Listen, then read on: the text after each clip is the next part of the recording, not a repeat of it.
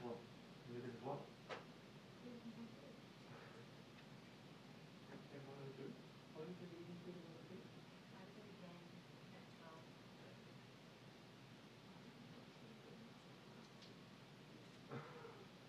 Oh dear. Why are you doing that for me? That's what wants to say. Really? Yeah. These are all fun. His girlfriend. What about you guys? Maybe you'll feel like I feel like the day for people that More. I think we try to say it and then doing it with my recording. I will cover everything. Yeah. We'll cover everything. Oh my god, I got sick of it. Yeah. You can have like 6 quick and days. Quite a lot. Not mine. It's never yours. It's always someone else's fault. Always on behalf of a colleague. Yes. Against the decade. Remember when some people here were trying to get Mr. Christian done and just framing them on behalf of the college? Just because they were I never told it. I think you did it. No, I didn't. It's on behalf of the college. I mean, directly related to the question on this art. That wasn't me. Are you sure? When was it? Oh, you know. Hazy memory. Give me dates. You check the transcripts.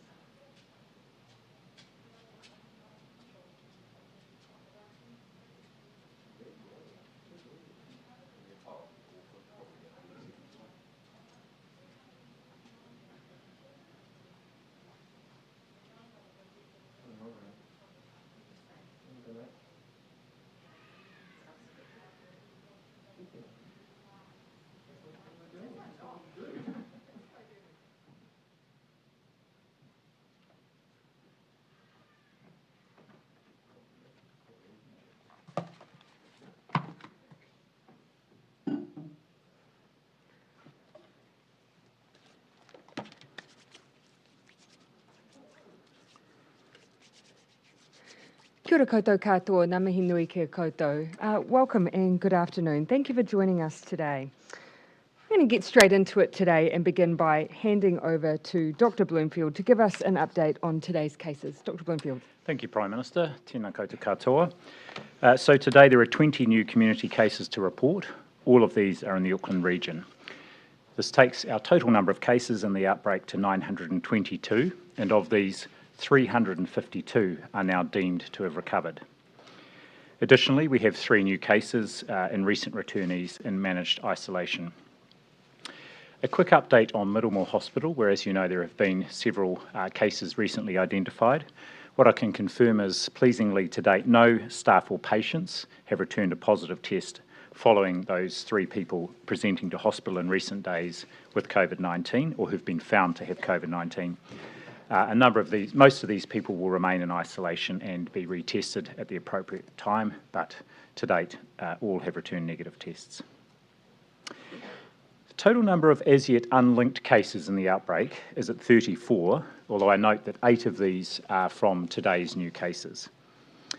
The 3 largest clusters in the outbreak remain the Mangere Church event with a total of 379 cases, secondary community transmission from that initial Mangere Church event, and that's got 164 cases, and then we have the Birkdale Social Network, which has a total of 76 cases. These 3 subclusters are part of a group of 16 subclusters or settings of interests, which we're using to aid our tracking of the outbreak. Of these 16, 7 are considered to be contained. And a further 6 subclusters, there is only household members or close contacts who are also in isolation who are becoming cases. So 13 of the 16 are either contained or the transmission is within known close contacts. And a number of those, the last cases were several days ago. So in just 3 subclusters, there is concern about possible spread beyond households, and of course, these are the focus for intensive follow-up. Across the system, we have around 350 very close contacts who are still in their 14-day isolation period, although most of them have already returned a negative test. Our experience to date shows that about 16% of this group will return a positive test at the day 12 test. And so this indicates both the importance of keeping people in isolation for the full 14-day period, but it also shows we could expect around another 50 cases just from our very close contacts across the outbreak who remain in isolation and are still to return that day 12 test. Now, of yesterday's 23 cases, we know that nearly half, that is 11, are contacts of other cases, and this includes a third, which is 7, who are household members of a case.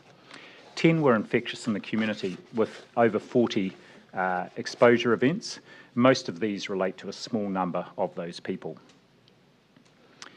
We also want to know, of yesterday's cases, how many are unlinked cases. So at the moment, 10 are currently unlinked, or were unlinked. However, through the course of the day, we were able to establish links for a further 7. So at this point in time, there are just 3 for whom there's not a clear epidemiological link.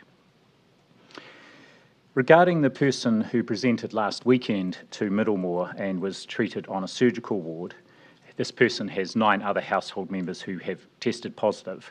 This has been clearly linked to the wider outbreak now, and we know where the point of transmission occurred.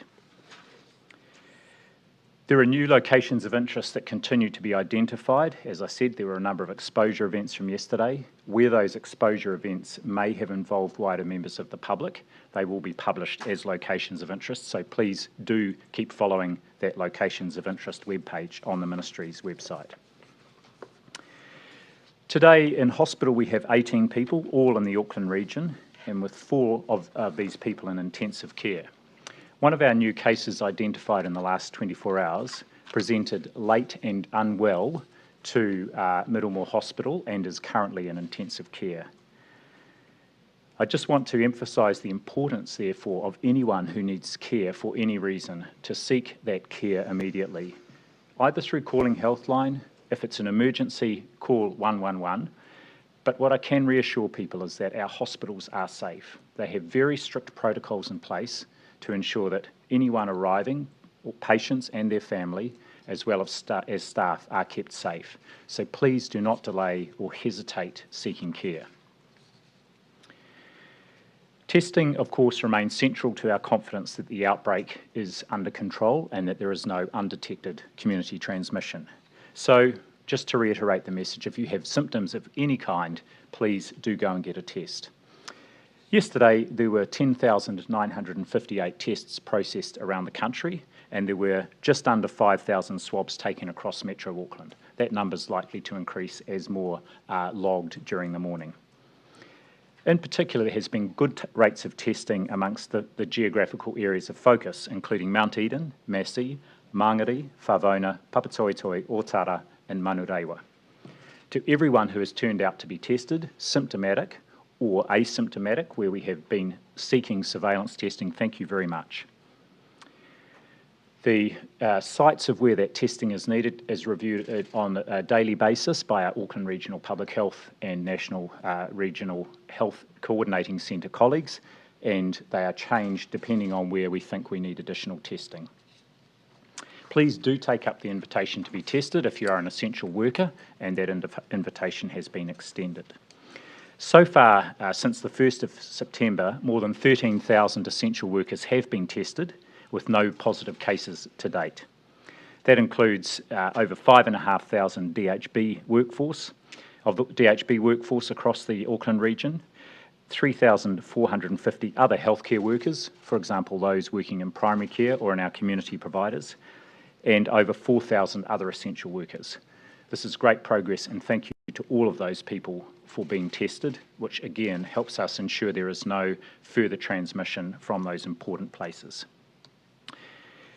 On contact tracing, we have just over 38,000 individuals in the system, and over 92% of those people have returned a test result. Active follow-up is underway across the country for any people who have outstanding follow-up test results.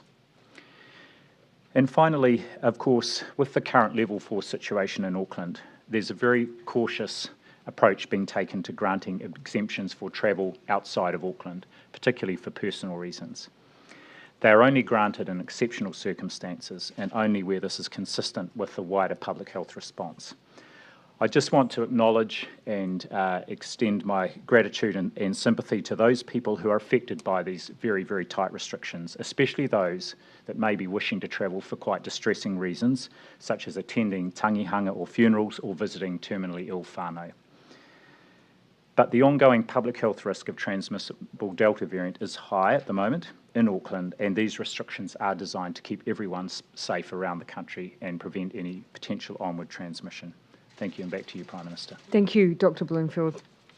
I want to acknowledge how hard it is when numbers jump around, as they have been doing in the last few days.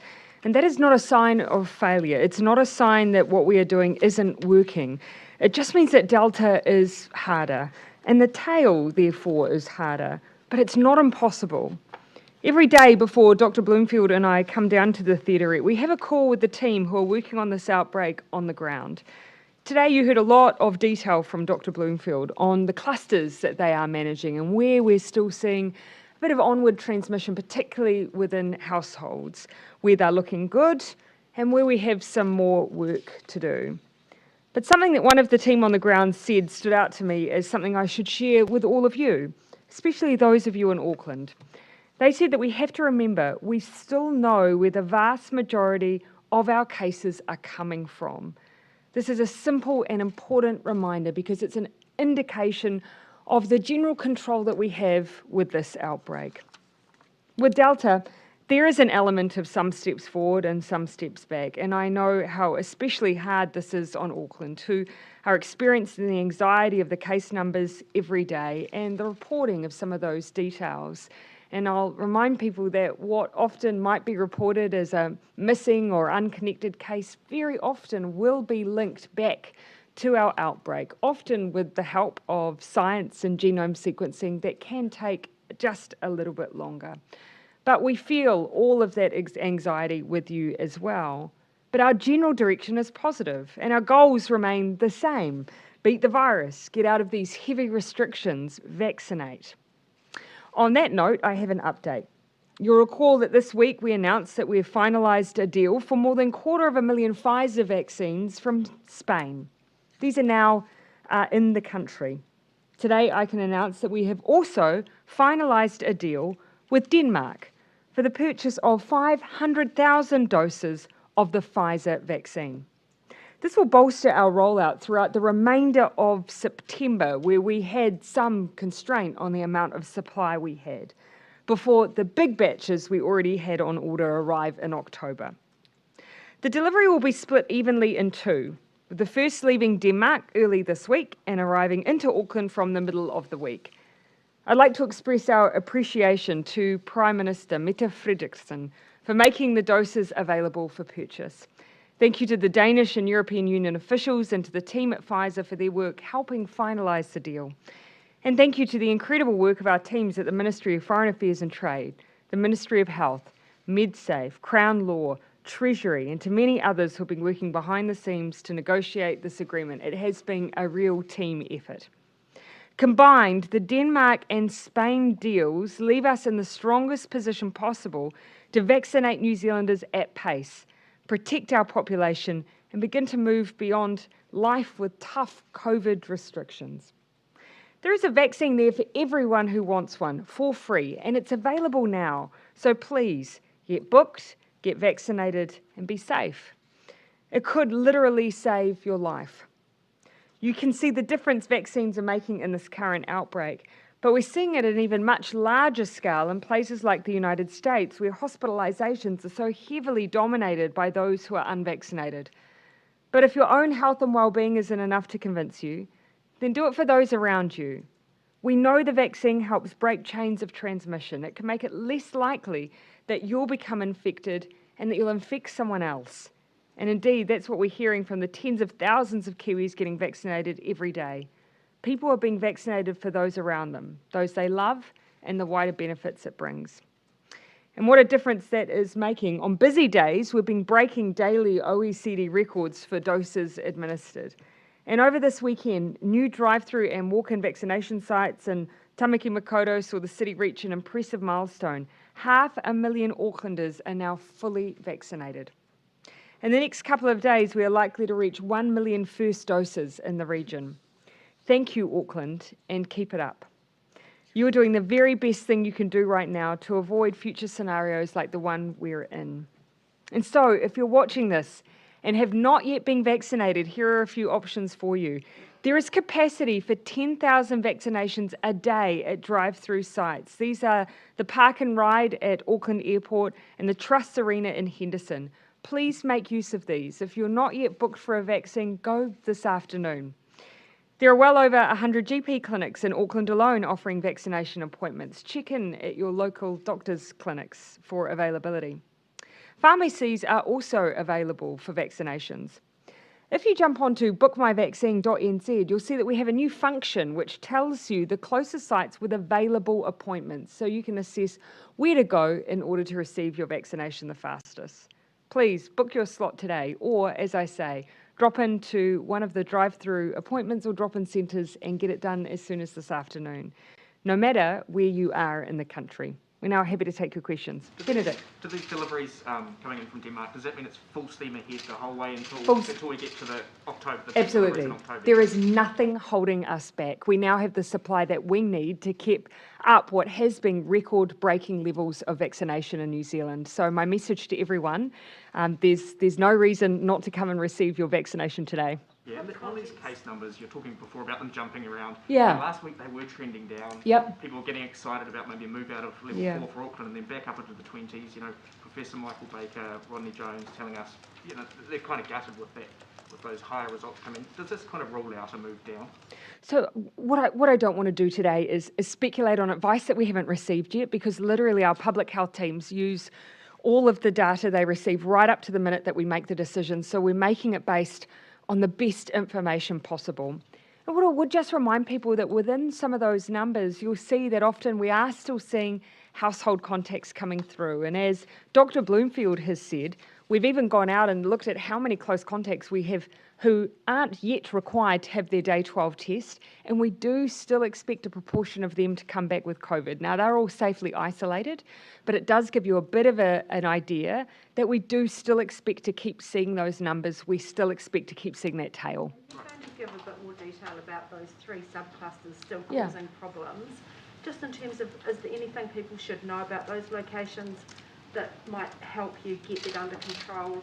And Yeah. is there any problem, with these people still infectious out in the community in terms of the response that you're getting? I'll give you a very quick response, and then primarily for the answer, I'll hand over to Dr. Bloomfield. But all of that analysis is feeding into where we are particularly picking up targeted testing in communities where we still want to make sure that we pick up cases early that may be linked to some of these clusters. So we're already acting on what that information is telling us. You're seeing a really big push. We have high testing rates in those suburbs where we do have some concern that we might have cases we've not yet found. But one of the things that I'm noticing a big difference around is that even if, when a case first presents, if we're having a bit of a hard time connecting it, the genome sequencing is often telling us where it docks in and telling us whether or not there's much we've missed in between. And that has been a real game changer for us and is also helping us as we continue to narrow down the mystery links. But I'd agree with what the Prime Minister said, and 2 additional comments. First of all, excellent engagement from the groups who are involved in these clusters. So we got quite a lot of detail today from the team in Auckland about the nature of the engagement and what's been going on around testing and follow-up, and also, of course, people being moved into quarantine or managed isolation if they can't isolate safely at home. The second point I would make, whilst there was yesterday there was a number of exposure events in the community, over 40, only 4 of those occurred after someone had been asked to or should have been isolating. So the vast majority of these were just from where people hadn't known they were either a contact or a case. Isn't 4 a concern, given, where these clusters are at in Auckland, or where the outbreak is at? Wouldn't you expect people to be compliant? Well, it's one piece of information. Remember, this is retrospective, and what's important now is the degree of engagement and cooperation there is to make sure that we're getting to the bottom of whether there are any other contacts there, and as I say, very good engagement around that, and preventing the further onward transmission. So hence they're the focus for very intensive effort. Because when Cabinet, looks at the criteria on the day and tomorrow, for Auckland and the rest, you can't really say at the moment that there's no undetected community transmission. Yeah. So we are still, and you'll see, we are still reporting what initially are unlinked cases, and sometimes those unlinked cases might be several all in one household. And then by the end of the day, often by the end of the day, we are establishing links, and when we aren't doing it at the end of the day, we're often able to through genome sequencing that takes a bit more time. The issue, though, continues to be that over the course of that period, those are people who may have popped out to a supermarket because they've been allowed to, have not known that they are a case, and do present some exposure events. The vast majority of those have been those things that you would expect people to be doing. But because it's Delta, anything like that does give us cause to be concerned and to constantly contact trace around those as well. You're feeling that there is undetected community transmission that isn't quite under control, or that there is the outbreak, but it is the lag in terms of contact tracing and testing as fast as that is moving. That's where the... Yeah, I'll just repeat again what came from our team on the ground. And that was, the vast majority of these cases, we know where they are coming from. But you always want to do more to assure yourself, because we are still seeing some that are coming through that are unlinked, that are taking us time to make a connection, and that presents risk. Yeah. So the only additional comment I would make is, and what is really clear, there is no widespread community transmission in Auckland. And yes, we have seen a few cases. which over the last week or so, which have, as the Prime Minister said, have taken us a bit of time to link. Therefore, we're assuming there may be other undetected cases, and hence why for the last 6 days or a week there's been very targeted testing in communities, not just of symptomatic people, but of asymptomatic people, and that's really important for us, just seeing if there are any other cases out there. The volume of testing is reassuring, but we need to keep that going over the next few days. And the one final thing I'd just say that, though we've got, roughly 30 or so unlinked, there are actually a handful that we're really honing in on. And that's because they might have been later on. The number of possible links to the case are a bit more difficult for us to immediately identify. And so for earlier on, you can make some assumptions about people having been exposed pre-lockdown. So there's, within the group that we're really honing in on, it is a handful that we're really quite fixated on. And one of them you will have heard a bit more about on Friday, for instance. So where we've got those concerns, we are going out and doing extra testing and all of the things to give assurance, even if we can't quite nail how it happened. Yeah, Derek. With that, do you have a sense of those 34, how many of it you are concerned about? And do you include in that number that you were concerned about all the cases that presented to Middlemore in the last week, besides the one you mentioned from last weekend that's now been... Yeah, so we've taken immediately out 8 as a result of that linking. Sorry, 8 is a totality of the cases, but 1 unlinked, yeah. Yes, so some of them are old, and even though they remain unlinked, it's not material in terms of outbreak management and concern about onward transmission, so they're more than 14 days, and some of them we may well never link.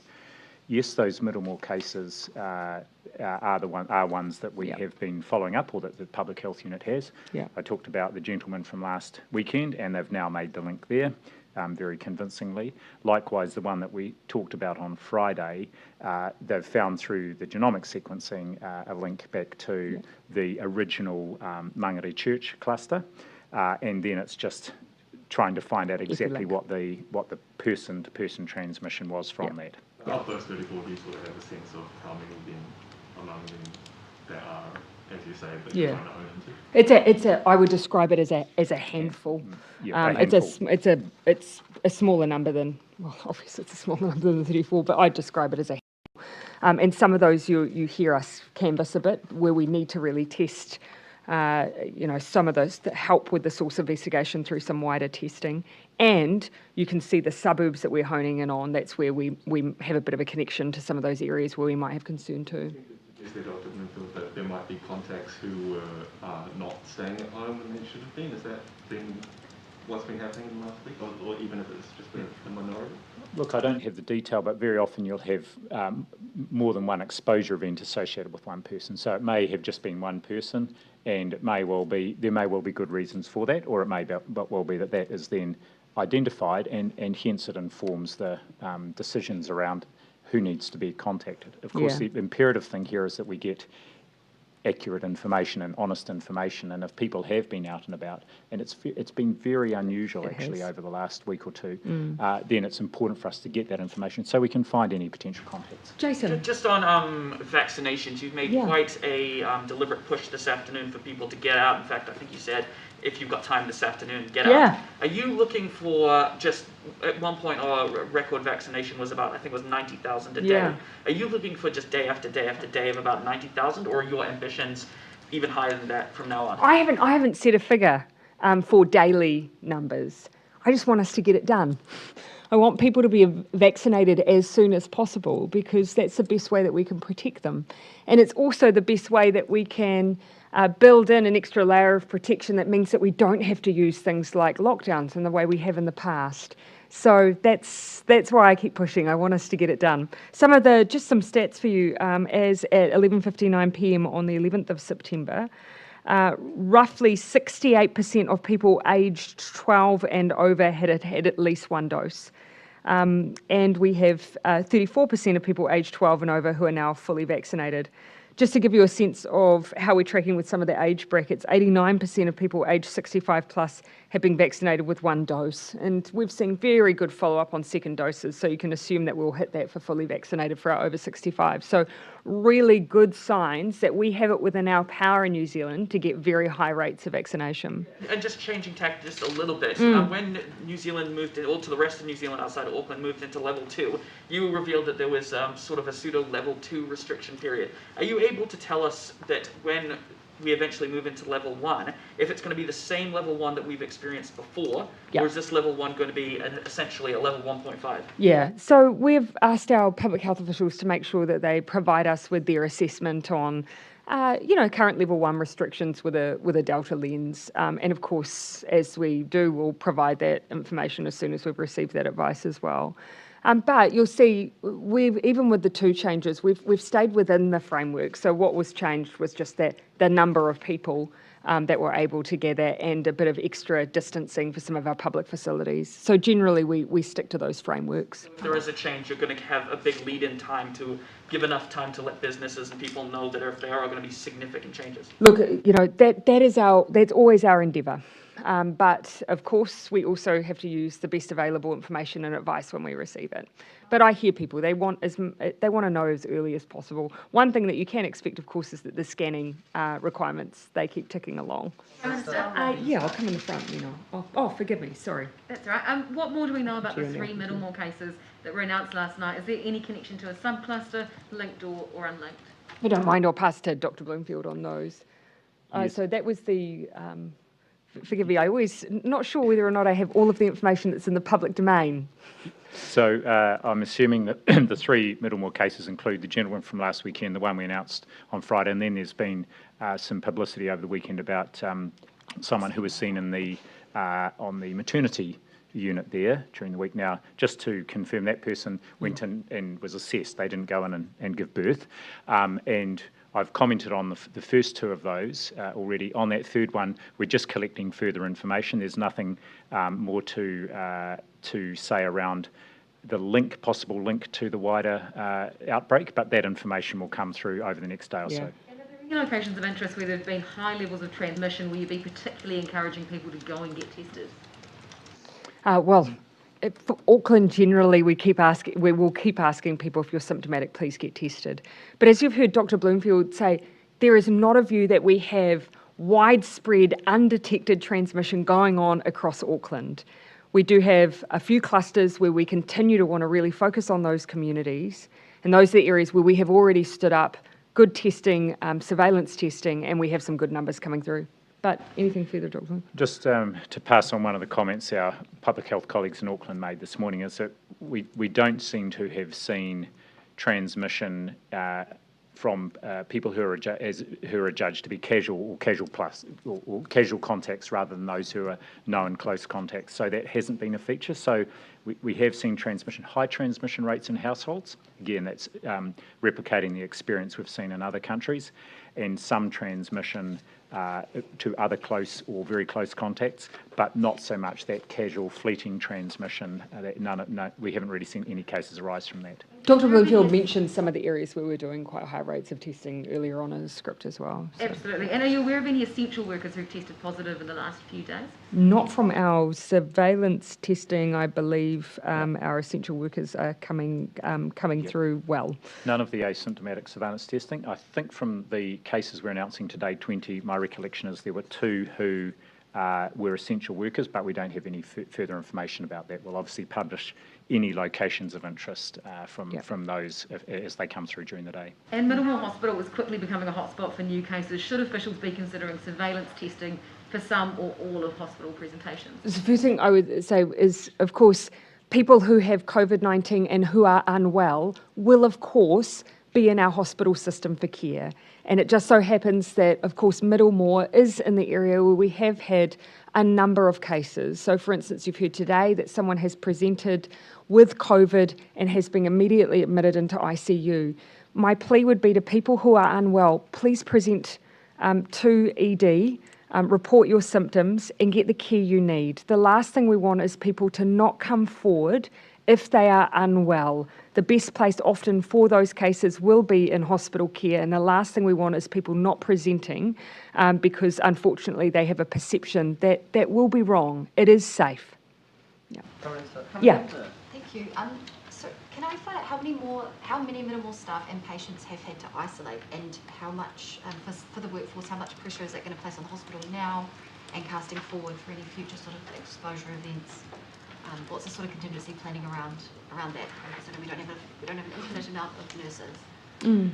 Yes, so there's obviously planning that was already in place, and from the events earlier in the last weekend and during the week, there were a number of staff isolated from last weekend's exposure event.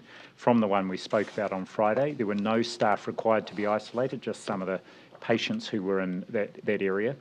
And just on our call this morning, we raised whether there was any support needed following the case that was seen on the maternity ward during the week. At this stage, not required, but we do know that, of course, we've now got a process in place nationally, and we had that in place.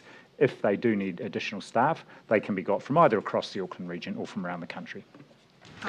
Yes. Just on rules around COVID, on the extreme end of rule breaking, we've seen images over the weekend of Bondi Beach being packed with people. Are you worried, we're getting to a stage where COVID's been around a long time, are you worried about people potentially not following the rules, or is there any thought gone into additional ways to make people follow the rules? Yeah, I absolutely believe that New Zealanders understand that the reason that we're in these restrictions is so that we can get back to a place where they have their freedoms again, and that the restrictions are also being used to keep people safe.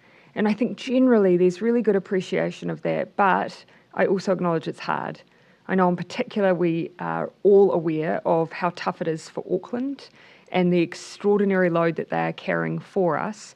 But the constant reporting I get is that by and large the compliance is still really good because people understand why it's happening and what the goal is. And this week, you spoke about the additional rules on boundary between Auckland and New Zealand in level 2.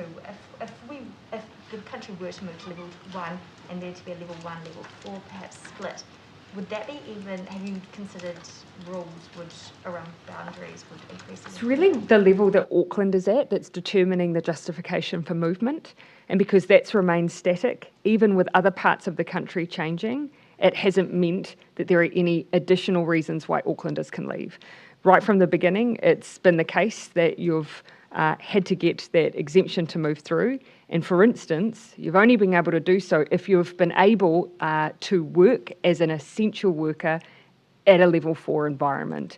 So if you're not allowed to work in level 4, then you're not allowed to cross that border. Aside from that, there's a personal exemption process which sits separately with health.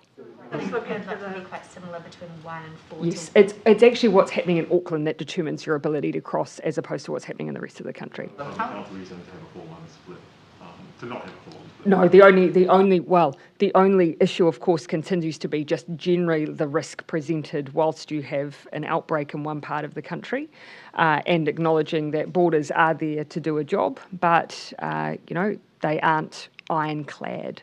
So that is a consideration for any decision making at any time. Sense of, I think you've mentioned 3,000 essential workers in Auckland are approved to cross the boundary. The numbers are larger than that. Yeah, we do have quite a few numbers. So there are people, I don't have the precise number, but I know that that there are those, the number of employers, and then they have employees sitting within those exemptions. So we have a number of people who, for instance, work in utility services, who need to service utilities across the boundary. And in some cases, businesses or entities will apply for exemptions but not necessarily use them. So they're using them in emergency scenarios and so on. We also have a number of people who commute to either side who are working in primary production. And we have processing facilities that are on the other side of the boundary who often source their labour from within Auckland. So quite large-scale employers who have people crossing over. Do you have any sense of how many of those go to the South Island? Predominantly, my understanding is the larger portion is in the freight and logistics space. And of course, we have put in place testing at where we think is the most appropriate place to try and check that we've got a regular regime. We did consider whether or not you would put that closer to where people are transitioning over the border, but the view was that actually to do it in a timely way, you'd do it in advance of them reaching the South Island. Do you have any sense of how many of those workers are fully vaccinated? No, I don't. But to give you an example, in the early workplace, there may well be, MB may well have some suggestion of that. Early on, when we were working through which workplaces we would try and work alongside for the purposes of workplace vaccination programs, Fonterra was one of the early adopters, as was Mainfreight. Mainfreight quite early on in the piece, for instance, because of their acknowledgement that they were involved as an essential service. And I believe we're reaching out and working with a number of other freight companies now for similar reasons.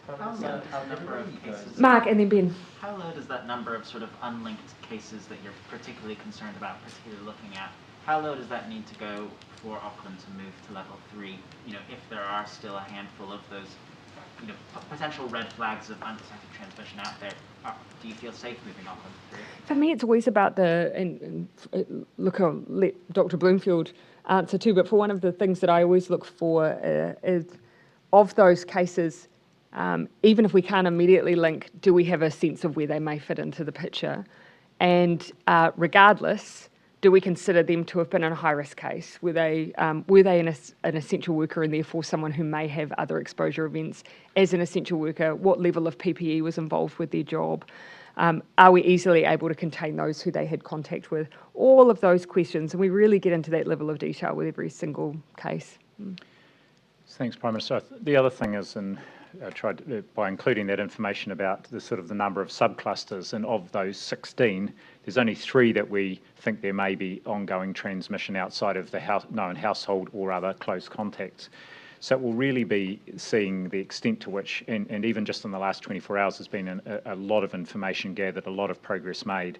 So we're at that point now in the outbreak where we really can focus down, and as long as we maintain that good testing, especially of symptomatic people, but in those suburbs of interest, which has been very good over the last week, then that will help us just confirm that there's not those ongoing chains of transmission in the community. So that's important. But we knew a lot more this morning than we knew yesterday morning, and we'll know a lot more again tomorrow morning. And of those 3 subclusters that haven't, of those 3 subclusters, yeah. How big are they? Can you give a rough or exact number of how many cases are involved in each of them? So yes, I can give a. So one is got 51 in it, and that the last reported case from that cluster was actually on the 8th of September. So that's quite material as well. That it's described as that there is still some spread within the close household and close contacts, but it's clearly slowing down. That's a wee while since the last case. There's one that is a broad cluster that's got 164 in it, and it's a bit of a medley, but it's broadly called community transmission secondary to that initial Mangere event. Again, the last cases were on the 10th of September, which included 4 household contacts and two contacts that were identified through a source investigation. And I'm just looking down through my notes. Then there's one that the third one is a group of households in the Mangere Manurewa area that has got 28 at the moment, but a really good understanding of the number of close contacts that are associated with that one. And the last reported case was again on the 10th of September. That one had a number of close contacts, so we may well yet get known cases from that one. Right. So what leads you to think, it sounds like some of those are quite well contained actually. What leads you to think that they might be, leading to more outside of household spread? Well, with the one where we have some secondary transmission, actually some of that secondary transmission has been in workplaces that you'll know about as well, and that's where it's stemmed back to. In part for us, it's a little bit where we're picking up mystery cases and eventually linking them. Sometimes they're linking into these clusters, and so that just gives us a bit of a sense that we may not have completely got that ring around it. So that's one of the signs. And as I say, the other is, where we know that we've got some close contacts that are still yet to test. Even while you're in that space, you get a bit of anxiety based on that. I have 3 questions for you. On Auckland, this is day 108 in lockdown through the entire pandemic, and you very regularly say they're doing it tough, and we all appreciate that. Is there any sort of cap or just that point in time you might say, look, that is just too much for this beleaguered city? I think if it were the case that it was just a choice between lockdown and not, but it's not. because actually we do only need to look across at Australia at some of the alternative scenarios. And those alternative scenarios still involve lockdowns, but they're lockdowns with a large number of cases attached to them. And so I think we all know why we have this goal of winning the battle against Delta in this scenario, and that is so that we can get back to a place where we have those freedoms again, where we focus on vaccination, and then when we start thinking about what the next stage of our COVID battle plan is and what that looks like for New Zealand. We've always been very good as a country and as a team at adapting. Every time Delta's thrown us something new, we adapt. We know, though, that here and now, the best thing we can do is stick with the strategy we've had, vaccinate, and then look at what the next stage with vaccination looks like for us. And when we do that, we will remember how hard it has been to use lockdowns. Thank you. Just to be clear, tomorrow's review, does Yeah. that also include the possibility of South Island going to level 1? So everyone gets reviewed at that point. Yep, so everyone's under review. And just finally, on Susie Wiles, Yeah. is she fair game for criticism? And what did you make of personal attacks on her character over the last few days? The first thing that I would say is, as a general rule of thumb, I see politicians in a particular category. You know, we put ourselves into this space. We know what's going to come our way, and I hope that over time that changes a bit. But for here and now, that is the way it is, and we accept the rules of the game, and we come into it with eyes wide open. For the most part, many other people are in the roles they're in just to do the very best they can by their communities and by their professions. And so I don't believe what has happened in this case warranted the response that was received by Susie Wiles. Yes, sorry, I'll come to Benedict and then just scan back around again. The Employment Relations Authority has ordered the Auckland DHB into mediation with the New Zealand Nurses Organisation over its visitor policy. What's your message to nurses who feel unsafe working in our So my understanding is that is the natural order of things when a concern like that is raised in that way. And you know, my view is that when it comes to things like infection prevention control and policies that are designed to keep staff safe and visitors safe, that actually one of the best things we can do is listen to the feedback of those who are at the front line. And so we should not shy away from that. This will be a valuable process for us to make sure that we have all of our settings right. Are you comfortable with what Auckland Hospital is doing? It does sound like they've got the most relaxed visiting policy in level 4. Yeah, and it's not for me to determine a hospital's infection prevention controls, so I'll come over to Dr. Just one additional comment. I mean, Auckland Hospital is a large hospital, and I've just been looking through the revised visitor policy, which was sent out to DHBs and discussed with unions late last week, and I know there's going to be an ongoing process set up to keep revising that. What I do have confidence in is that the DHB will be talking to the union and other staff to make sure that the implementation of this policy on the ground keeps staff and patients and visitors safe. Yeah. Yes, Jane. How's the picture looking for the rest of the country? And I think just probably a clarification from an earlier question. Is level 4 in Auckland any barrier to the rest of the country moving out of the country? So I'll just come back and look again. In the same way that we haven't received the final public health advice for Auckland, we're yet to receive the final public health advice for the rest of the country as well. But one thing I'll just generally say, I mean, we've actually done a lot of work to try and refine down our border policy and our boundary policy for Auckland and the rest of the country. But no policy is going to be ironclad. And so I do think that we just need to look at generally the tolerance for risk while you have an outbreak that is still producing cases and is still producing mystery cases, which means people who aren't necessarily quarantined yet, and our risk tolerance for the ability of that to move through the country. And I just look, for instance, cast my eyes at other places that use border policies. In Australia, for instance, Queensland has now dealing with cases out of New South Wales. When you have a country that is battling cases within its own borders, it is tough. And so we need to just factor that in when we think about our decision making. So the risk for Auckland could still be increased if, for example, the rest of the country moved to level 1 just because of the movement that would bring? Yeah, so it's just that so long as you have an outbreak in any part of the country, there exists a risk that it could spread. So we've done our very best through the boundaries that we have and the checks at those boundaries to reduce that risk. But you look around the world, no boundary is ironclad, and so it is worth thinking about that when you think then about the settings you have across the country. Is then an option that you would look at, would this be in the mix, keeping Auckland and Waikato or surrounding regions, for example, in a higher level to provide a second barrier, and the rest of the country may shift? So I expect that we'll consider everything when we receive, and again, we haven't received the public health advice. But I just wanted to give a sense of some of the things that I've been thinking about, particularly as I look at other countries' boundaries and what people are able to keep in or out. But the other thing I'd say is New Zealand is a place where we have a large amount of movement. Every time we move alert levels and we need to give people a chance to get home, it took us 48 hours to put on enough planes to get some people out of parts of the country that they were in. We have a lot of freight movement. We have a lot of essential workers who, for very good reasons, have an ability to move. And it is not just into the immediate surrounding area. Then don't just presume that the rest of the country is going to track how it normally would if everyone was in the same level. No community cases, testing not showing up, anything. That's not necessarily. Yeah, I would the message that I would put out is one of the things that I will be considering when we receive the advice is just the relative risk to the rest of the country when we still have an active outbreak in Auckland.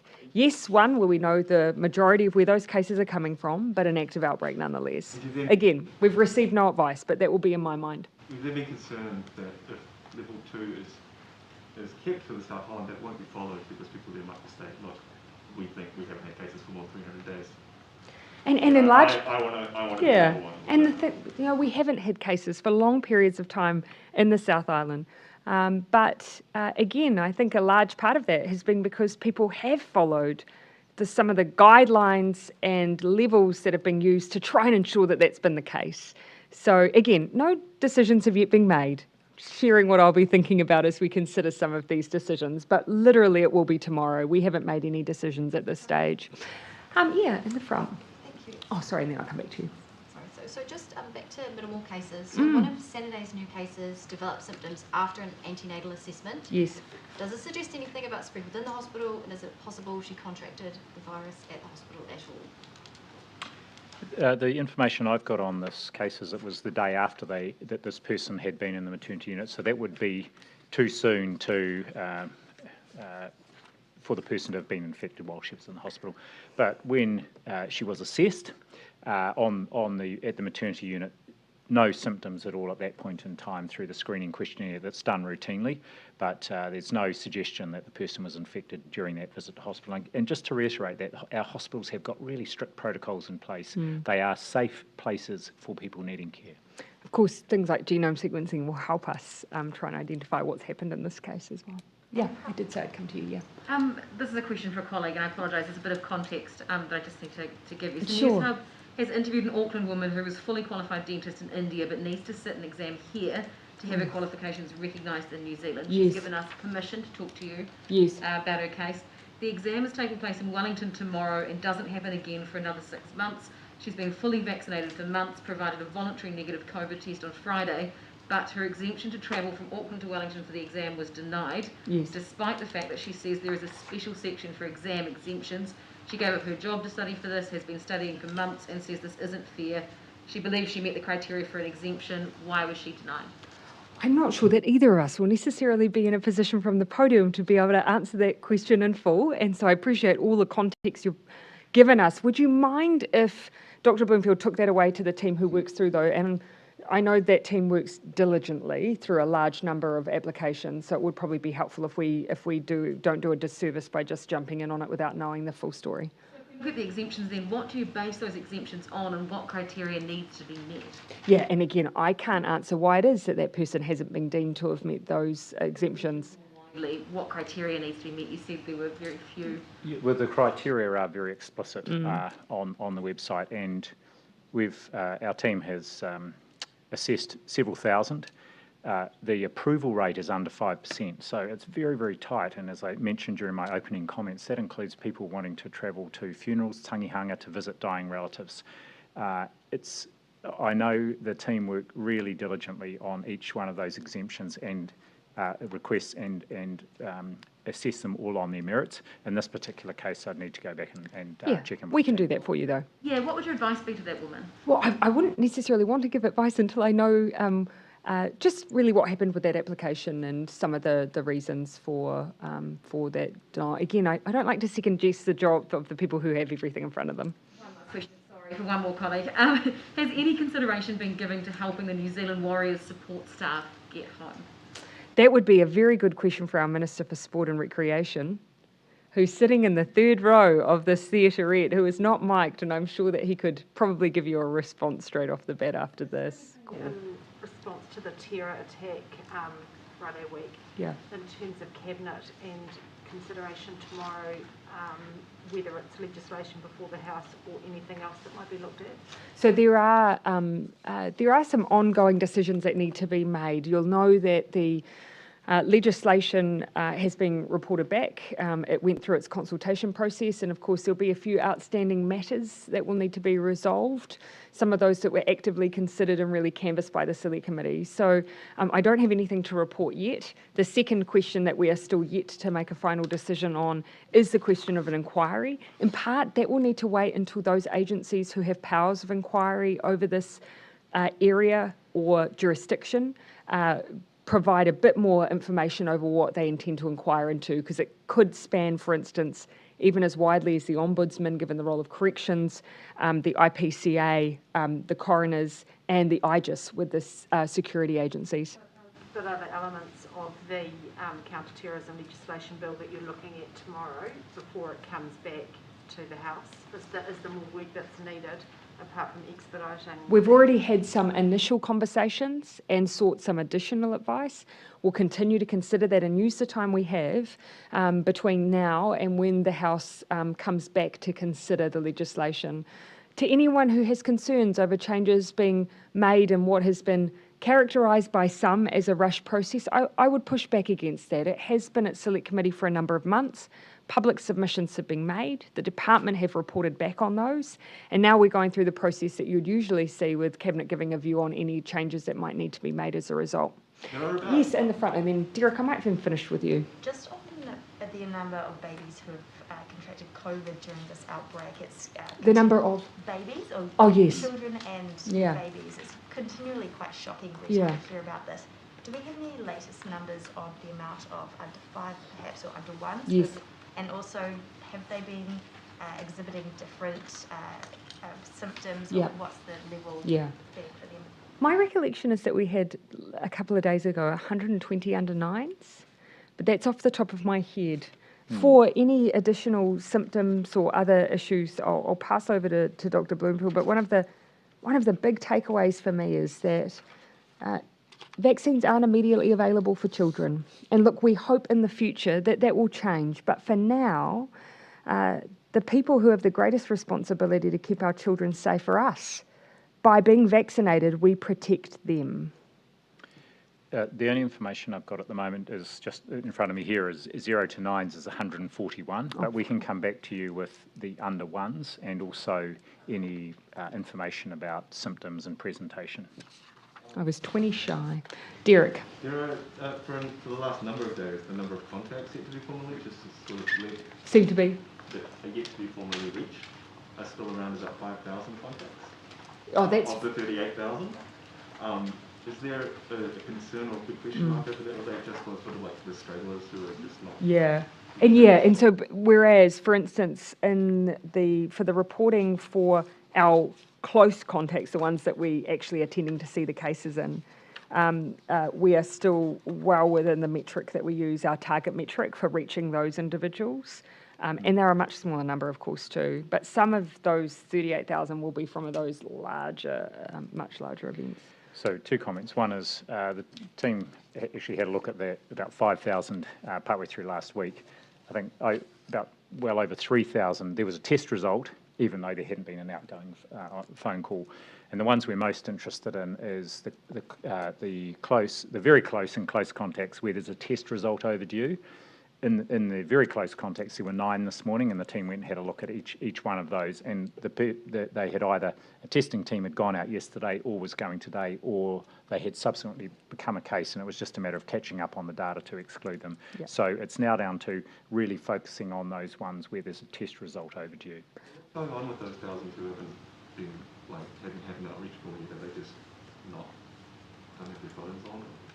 I just have to come back to you with a bit more detailed information. Happy to do that. Yeah. And finally, there's like a number of websites have been, not like mainstream media sites, but other sites have been talking about deaths among teenagers after getting vaccinated. Are you aware of this, and can you speak to that, and whether there's any validity there or a warning for the public not to oppose? Yeah. So we've been advised that in that particular case that there is no link. And all I would say is that those who seek to make those links, I just can't imagine how distressing that would be for family members.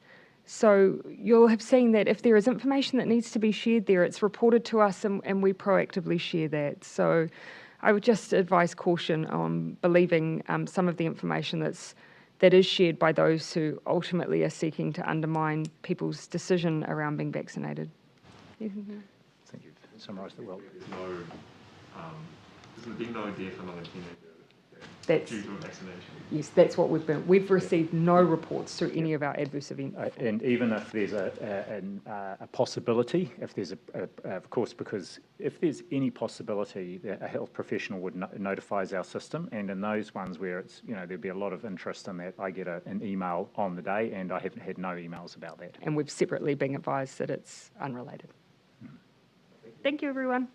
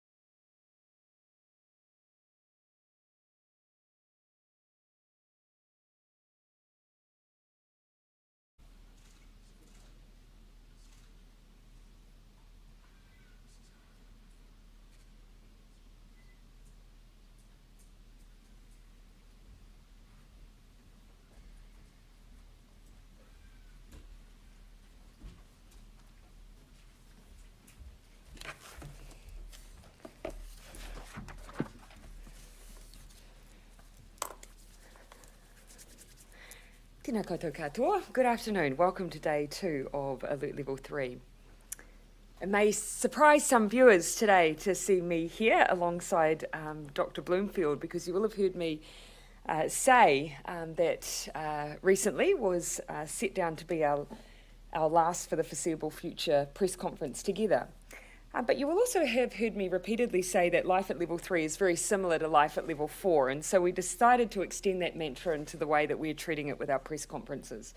So after some feedback, you will find us here together till the remainder of level 3 concludes for the most part, with ongoing appearances from other ministers and other agencies as part of the response to Covid-19. I'll hand over though now for the health update from Dr. Bloomfield. Thank you, Prime Minister. Kia ora koutou katoa. So today I have 2 new COVID-19 cases to report. One is a new confirmed case that is in quarantine in Auckland associated with international travel, and one is a probable case that is associated with an existing case. That is a close contact of an existing case. In addition to this, we have also reclassified a previous probable case as confirmed. This is an historic one. It actually dates from earlier in April, and it's just been updated in our EpiServe database as confirmed. So therefore, whilst the net increase today was 2 cases, our new total confirmed cases is 1,126, and for probable cases it is 348, which is the same as yesterday.